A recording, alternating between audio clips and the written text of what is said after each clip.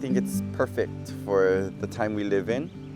Again, we talk about hope and resilience, and I just talked about Holomua, and I always talk about Holomua and resilience. That's what our people do.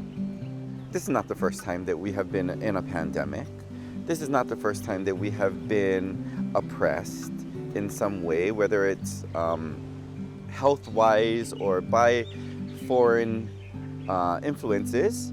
We have had so many new dawns. This is another one. And so I think it's truly appropriate. That theme, that hope is to look forward for a new dawn.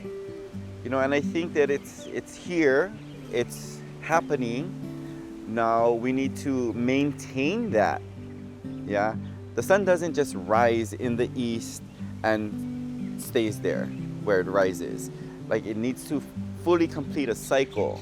And I don't think we have yet fully completed a cycle throughout this whole pandemic, but we're well on our way, and we just need to maintain that. So this theme, A New Dawn, I think is so appropriate and gives us hope. While we are trying to inspire others through our hula, I just want everybody to know that we are inspired by festivals like this that give us hope and give us opportunities to create this new dawn.